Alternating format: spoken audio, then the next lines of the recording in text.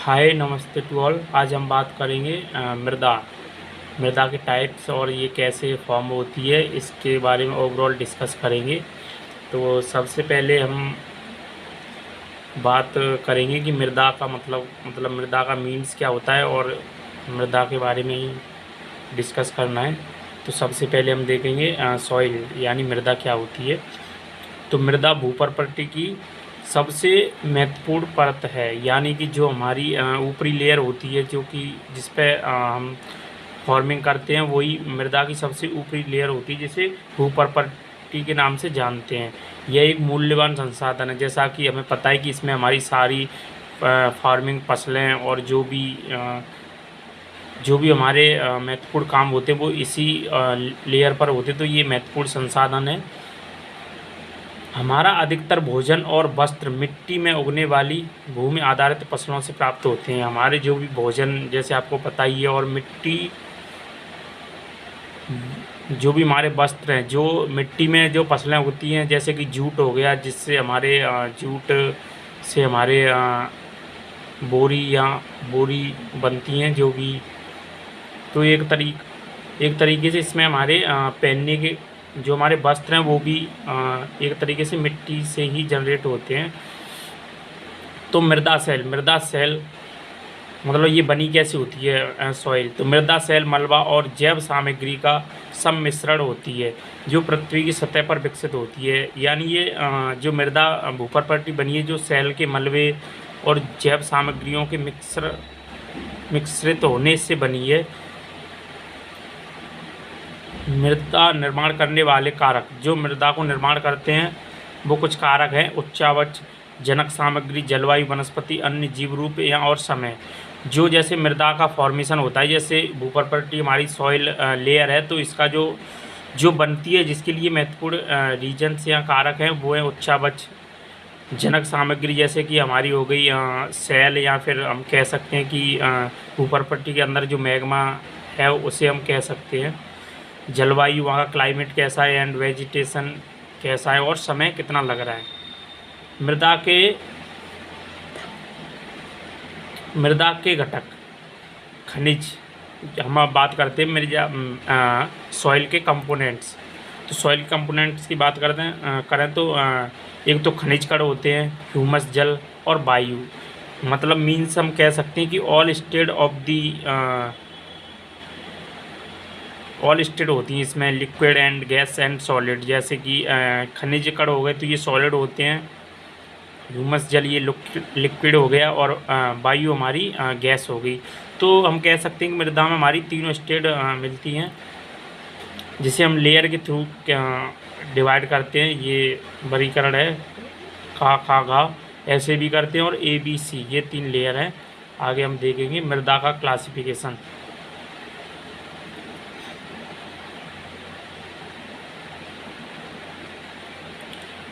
मृदा का वर्गीकरण। प्राचीन काल में मृदा को 2 मुख्य भागों में बांटा जाता था: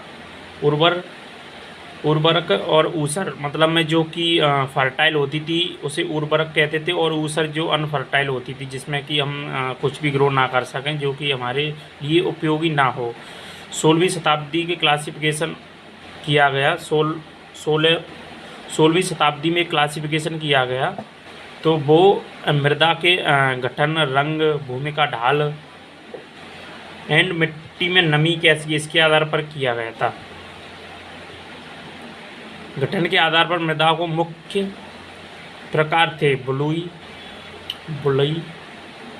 मृणमय, पांसु तथा दोमट। ये तब 4 टाइप में डिवाइड की गई। अगर हम कलर के बेसिस पे बात करें तो लाल, पीली, काली, ये 3 और भी कलर में डिवाइड की गई थी। सन 1956 में स्थापित भारत के इन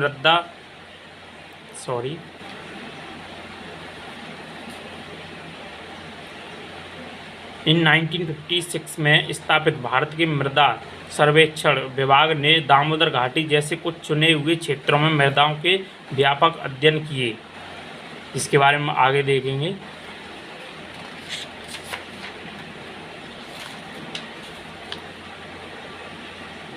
हम बात करते हैं classification of soil on the basis colour के जैसे ही हमने बताया था कि और भी कलर हैं, तो हम कलर के बेसिस पे अगर क्लासिफिकेशन कर रहे हैं सॉइल का, तो वो 8 टाइप की हम क्लासिफिकेशन कर सकते हैं। नंबर फर्स्ट पे हमारी जलोढ़, काली, लाल और पीली, लेटेराइट शुष्क मरुस्थली भी कह सकते हैं, लवण, पटमय, वन मृदाएँ।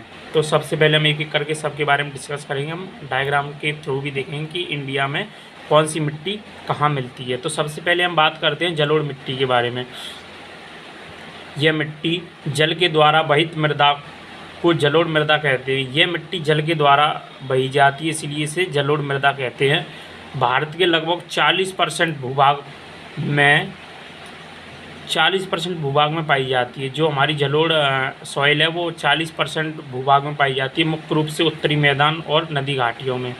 उत्तरी मैदान में जैसे कि हमारा उत्तरी मैदान, चूँकि यहाँ जो गंगा का सबसे बड़ा मैदान लगता है, इसलिए ये सबसे ज़्यादा गंगा से जो ये आगे देखते हम, ये ये निक्षेपण या डिपॉजिट मृदाएँ जिन्हें नदियों और सरिताओं के द्वारा वाहित या तथा निक्षेप किया जाता है। ये मृदाएँ नदियों के द्वारा, जैसे कि पहाड़ों के द्वारा ये निकलती है। जैसे हमारी गंगा नदी है तो ये हमारी पहाड़ों से निकलती है, तो ये पहाड़ों में अपने साथ बड़े बड़े पत्थर के टुकड़े और शैल के टुकड़े लाती है, मतलब अपने साथ बहाकर लाती हैं, तो इन्हें निक्षेपित कर देती हैं। यही बाद में मृदा का रूप धारण कर लेते हैं। राजस्थान के एक संकीर्ण गलियारे से होती हुई ये मृदाएँ गुजरात के मैदान में फैली मिलती हैं। ये एक डिस्ट्रीब्यूशन है जिसे हम बाद में देखेंगे डायग्राम के थ्रू। जलोढ़ मृदाएँ गठन में बलुई दोमट से चिकनी मिट्टी की प्रकृति की होती हैं। जलोढ़ मृदाएँ होती हैं वो हमारी बलुई दोमट से चिकनी मिट्टी तक जो भी हम कह सकते हैं वो कि जलोढ़ मृदाएँ होती है। सामान्यतः इनमें पोटास की मात्रा अधिक और फास्फोरस की मात्रा कम पाई जाती है। जो हमारी जलोढ़ मृदाएँ होती हैं उनमें पोटास तो सफिशिएंट क्वांटिटी मिलता है, लेकिन फास्फोरस लेस क्वांटिटी मिलता है। और इनमें जो जैव पदार्थ भी बहुत कम मात्रा मिलते हैं। सामान्य गंगा के ऊपरी और मध्यवर्ती मैदान में खादर और बांगर नाम के 2 भिन्न मृदाएँ विकसित हुई हैं। मतलब गंगा की जो मैदान, हमने बताया था कि गंगा जो बहाकर लाती है वो एक मैदान का निर्माण करती है, तो वो बांगर और खादर 2 टाइप की मृदाओं का निर्माण करती है। खादर और बांगर मृदाओं में कैल्शियम संग्रथन अर्थात कंकड़ पाए जाते हैं। जो हमारी खादर और बांगर मृदाओं में होती हैं उनमें कंकड़ पत्थर पाए जाते हैं। पश्चिम से पूर्व की ओर इनमें बालू की मात्रा घटती है। जो कि इसमें अगर हम देखें सीक्वेंस से, तो पश्चिम से अगर हम पूर्व की ओर जाएंगे तो इनमें बालू की मात्रा घटती है। जलोढ़ मृदा का रंग हल्के दूसरे से राख दूसरे जैसा होता है, मतलब दूसरे कलर से राख जैसा कलर होता है। जलोढ़ मृदा पर गहन कृषि की जाती है, चूँकि ये अपने साथ जो भी मिट्टी लाती है वो बहुत ही फर्टाइल होती है, इसलिए इस पर गहन कृषि की जाती है। अब आप एक बार हम देख लेते हैं बांगर क्या और खादर। जो हमारी खादर होती है उसे न्यू जलोढ़ कहते हैं, और जो हमारी बांगर होती है वो ओल्ड जलोढ़ होती है। जैसे कि ये देख सकते हैं, ये कोई द्रोणी है, ये नदी है मेन डिस्ट्रीब्यूटरी। यहाँ मिलेगी हमें खादर यानी न्यू जलोढ़, और जहाँ इसका एरिया कम है वहाँ मिलेगी हमें ओल्ड, जहाँ ऊपर है, जहाँ ये पानी। और जो हमारी जलोढ़ मृदा है वो हर साल नदियों के द्वारा अपने बाम में नदियों से इनका जो भी निक्षेपण होता है वो हर साल चेंज होता रहता है। अब बात करते हैं काली मृदा। अगर हम एरिया की बात करें काली मृदा की, तो दक्कन के पठार पर अधिकतर, जिसे हम डायग्राम के थ्रू देखेंगे, जिसे हम काली मृदा को हम रेगुर या कपास काली मृदा भी कहते हैं। ये गीली होने पर फूल जाती है एंड सूखने पर सिकुड़ जाती है और दरारें पड़ जाती हैं इसमें। पानी को संग्रहित यानी स्टोर करने की अद्भुत क्षमता है इसमें। लंबी अवधि तक नमी, मतलब बहुत लंबे अवधि तक इसमें नमी बनी रहती है। Elements that are found in soil, जिसमें कुछ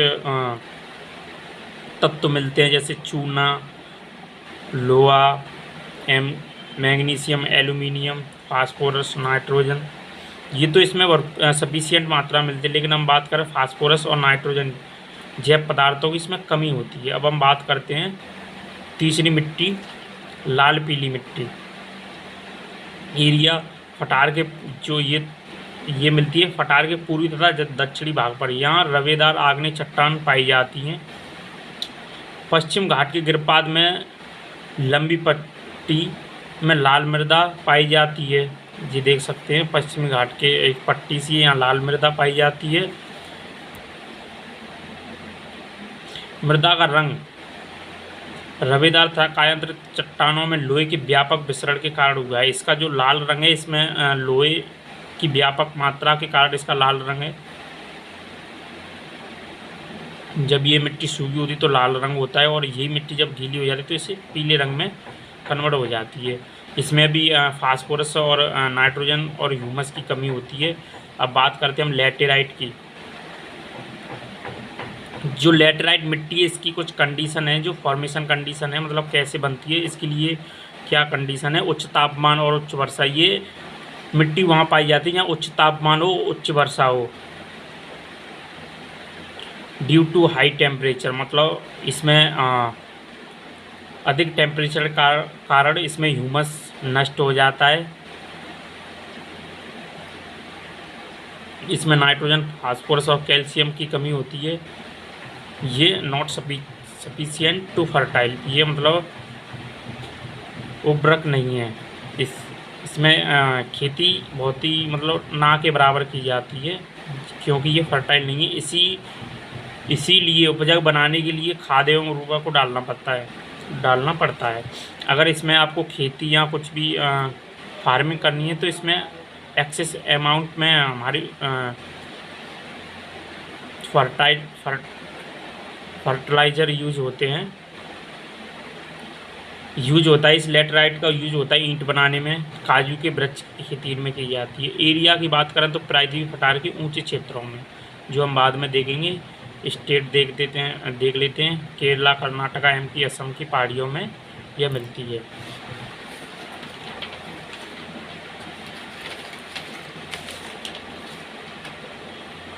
शुष्क मृदा, जिसे हम मरुस्थलीय मृदा भी कहते हैं। ये कलर में लाल से किशमिशी कलर तक होती है। इनमें नमक की मात्रा अधिक होती है। चूँकि यहाँ शुष्क है तो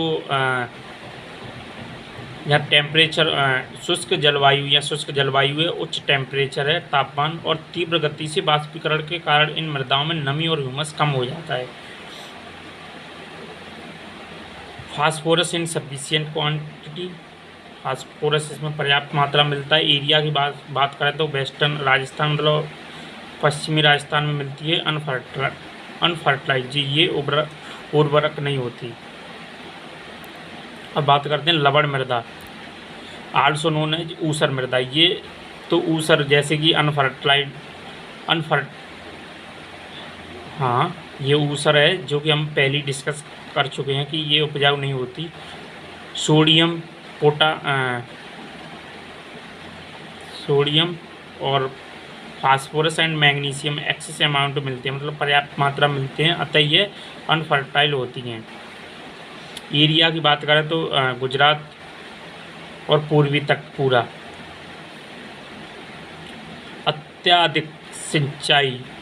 अत्यधिक एक्सेस अमाउंट में इरिगेशन वाले गहन कृषि के क्षेत्र में, विशेष रूप से हरित क्रांति वाले क्षेत्रों में उपजाऊ जलोढ़ मृदाएं भी लवणीय होती जा रही हैं। अगर हम जैसे कि अत्यधिक सिंचाई वाले गहन कृषि के क्षेत्र में, जैसे हरित क्रांति ने एक हमें अच्छा बढ़ावा दिया था फार्मिंग प्रोडक्शन के रूप में, लेकिन उस जगह पे अत्यधिक हमने फर्टिलाइजर यूज किए और वहाँ की जो मृदा है वो भी लवड़ी होती जा रही है। लवड़ी मृदा को उपजाऊ बनाने के लिए चूना जिप्सम मिक्स किया जाता है। नंबर 7 पिटमय मृदा कंडीशन होती है इसमें, मतलब कैसे इसका फॉर्मेशन होता है, जहाँ ये भी सेम उसी की तरह हैवी रेनफॉल एंड उच्च आर्द्रता। अतः इन क्षेत्रों में मृत जैव पदार्थ बड़ी मात्रा में इकट्ठे हो जाते हैं, जो मृदा को ह्यूमस और पर्याप्त जैव तत्व प्रदान करते हैं। जैव पदार्थ 40 to 50% होते हैं, सबसे ज़्यादा इसमें जैव पदार्थ होते हैं। कलर में ब्लैक होती है ये, नेचर में एल्कली मतलब क्षारी होती है। एरिया की बात करें तो northern Bihar, West Bengal, Orissa. Number 8 वन मृदाएँ। ये वन मृदाएँ अम्लीय कम ह्यूमस वाली होती हैं, कम ह्यूमस वाली।